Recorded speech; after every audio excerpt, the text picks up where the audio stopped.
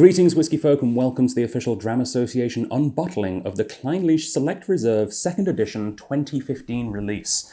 This is just super cool. So here in BC, we have very limited access to Clynelish, especially in its official bottling form. We've had some wonderful independently bottled Clynelish, and of course we have a lot of great Clynelish in blended whiskies, blended malts especially. But in its official bottling form, well, we've seen the 14. I haven't seen that in about 3 years. And we've seen the Distiller's Edition. I haven't seen that in at least 4 or 5 years. So when this popped up in the warehouse, I said yes, very emphatically. And I am very much looking forward to sharing this with some whiskey lovers at an upcoming Dram Association premium tasting. And this, this is beautiful.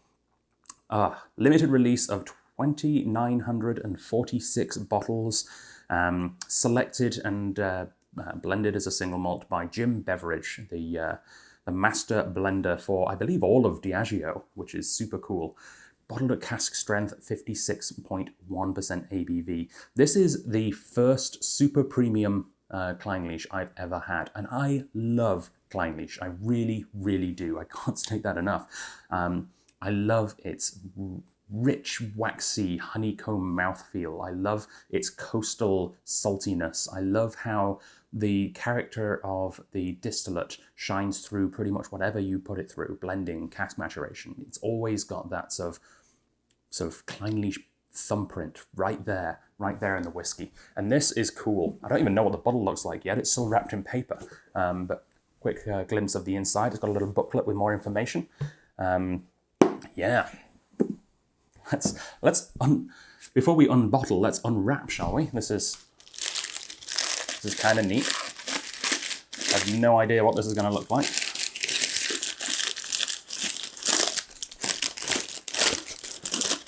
Still going. And there we go. Not sure what to do with the paper. I'll put it down there. So, that is beautiful presentation, nice, rich, honey, golden colour. Natural cask strength, crafted for taste from hand-selected casks, originally established in 1819. Yeah, I mean, Clynelish has a bit of a rough history. It's one of those things where, you know, sometimes, as we well know here in Canada, sometimes you've got to accept the misgivings of your forefathers and make amends and move on, because this was a Highland Clearances distillery where they turfed lots of landowners and farmers off of their land, and many of them actually fled to Canada, which is interesting. So it's quite nice as a homecoming for Clynelish in a sense. Individually bottle numbered, apparently. This one is bottle 2309. 56.1 Clynelish Select Reserve. Established in 1819 on the rugged northeast coast of Scotland, the Clynelish distillery lies at the edge of Europe's last wilderness.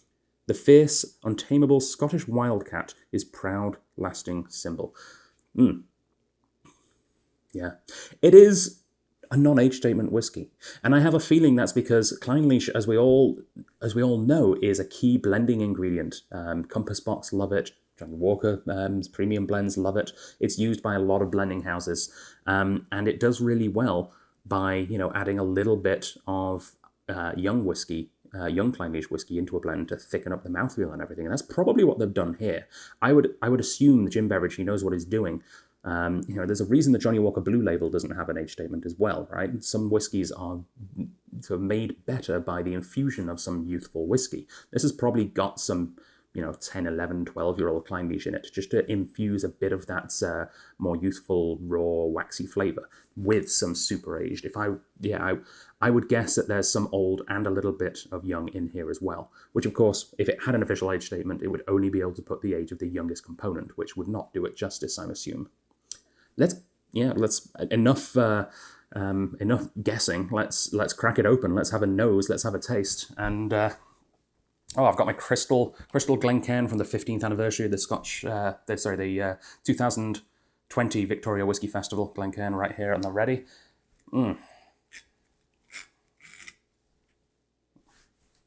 This is a moment of glory. I can hear angels singing in my ears. Oh, and that sound is better than any Angels song, isn't it?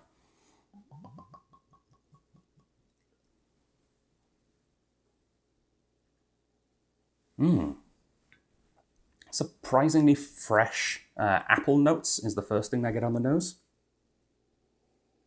Yeah, nice sort of, it's got that waxiness, it's got that sort of slight coastal salinity, but it's appley. It's like an orchard by the coast. A little sort of creamy fudge on the nose maybe as well. Not a hint of smoke, it's nice and clean. A little bit of grassiness. I'm going in.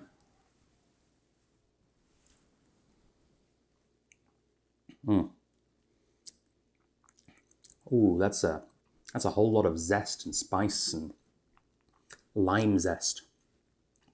It's like a fruit salad made with, freshly sliced apples and the juice and zest of a lime. There's a little bit of a tropical note in there, but yeah, there is sort of that meadow, hay, floral thing going on, with a big, rich dollop of creamy, clotted honey. That is pretty much everything I wanted in this bottle and more from first impressions. I look forward to getting to know this whiskey a little more and putting my official tasting notes up at stratliquor.com in the future. In the meantime, yeah, if there's any available still after our tasting and reveal with the Dram Association Premium members, feel free to pick one up at stratliquor.com. And if not, then I don't know, maybe think about becoming a Dram Association Premium member so the next time we do something special like this, you too can be a part of it. Slash of R, I'll see you on the next video.